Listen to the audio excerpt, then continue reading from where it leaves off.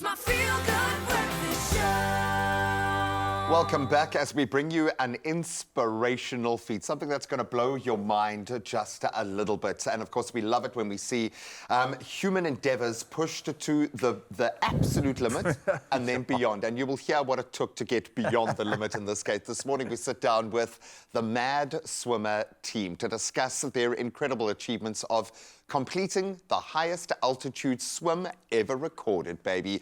After a grueling 15-day ascent on Mount Puta Hiunchuli, I think I've butchered that, but we'll get it from the experts. They swam at 6,405 meters, surpassing the previous record and highlighting the impacts of climate change in the Himalayas. And here to chat to us about the Madswimmers, the maddest of them all, the founder, Jean Craven, team Dr. Kiara Bars, and swimmer producer, Neo Mokweni. Neo, welcome to it. Welcome to all of you.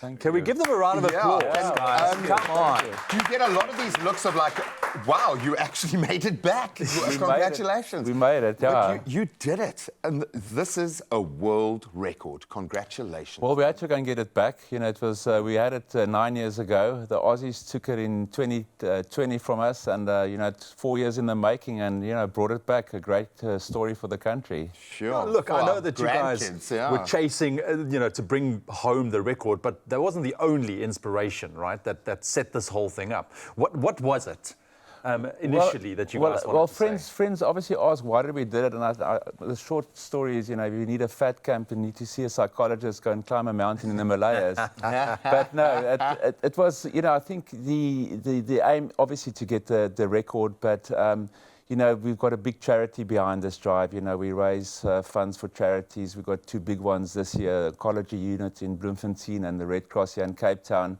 And then, you know, taking a team with us, first-time climbers, but now very, very experienced after the trip. And, you know, just pushing those boundaries and growing. You know, it's a great growth opportunity and a great story to come and tell. Yeah, it looks like, Neo, you're sitting there, it's like, I can't believe I just did that. It's really hard to explain to people, like, what we went through and what it actually took. Yeah, so because we're sitting in the comfort of our own homes following your journey on social media. Yeah, and on WhatsApp.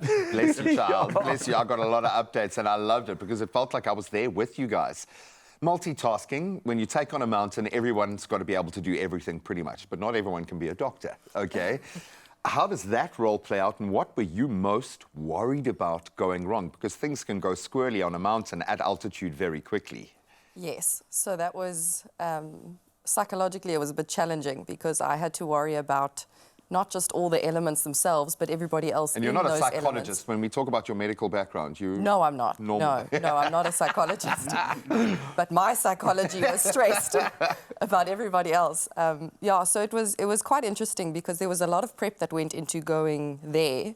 A lot of things you had to cater for. You had to cater for worst case scenario for basically everything, which is obviously quite stressful because then you think about everything that could go wrong. And you kind of have to, yeah. You have to, yeah. That's like the job. Job one. Yeah. So you got to have all the medications and all the kits and all of that stuff. And then while you're there, it kind of just, every moment of every day, you're calculating worst case scenarios. So it's not all like wonderful. So you're not an actuarial scientist either, hey? No, I'm not. No, but that's just kind of like what happens. You know, you're looking at this and it was sort of difficult walking trails and not gone far before. If things go wrong, what's the plan? Because there's not people to come and rescue you and all of those things. So it was just a lot of like micro calculations and a lot of trust and faith in the team and all of those kinds of things to actually believe that whatever happens, you know, we'll make a plan. Fortitude is the word. Look, it's a strong word. Yeah, look, we cannot imagine what it must have been like because, I mean, like I said, we followed the journey on social media and it looked incredible, the tracking, the snow, the everything. And I know that a lot went into preparation for this. You guys had an incredible team going with you, but I want to chat about that moment when you dipped yourself into that pool at that altitude, 6,400 and what?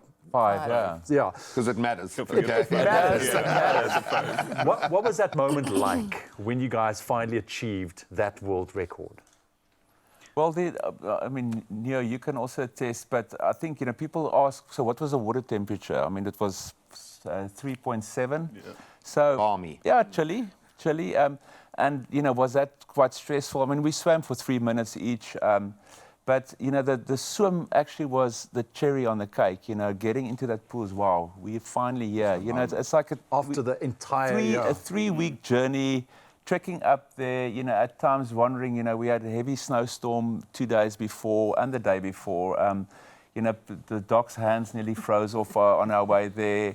And, you know, very stressful, a lot of laughs, some tears, some moments when we thought, gee, are we actually going to be pulling this off? And, you know, that moment getting into that water, and it was this pristine day in the Himalayas, you know, after the snowstorm, you'd see all these white peaks, and we were on top of the world, you know, and literally this was it. We finally, and we made it, to use the cliche. But no, it's such a moment of relief and also just like thankfulness and gratitude.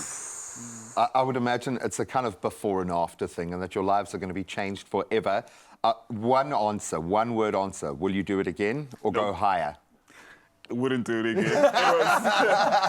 Funny enough, the swim was actually the easiest part. It's like getting there, like there were a lot of things we were like, will we even get there? Like the cliffs and like there's so many places where things could have gone wrong. So getting to the pool was like, oh, this is it. Like, Ain't life just like that? We absolutely love it. moment. Congratulations to all of you. I hope you do get a moment now to actually process everything that you've been through, because there is a lot, I would imagine, still going through your minds. But well done. You've done us so, so proud. No, thank you very much. And they didn't have to. Did you beat the last record by 1 point? Because that's what we do generally as South Africans. Just 30 meters in altitude is enough. we'll take it. That's the mountain 1 point. But congratulations, man. Absolutely love to see the human frontiers being pushed like this.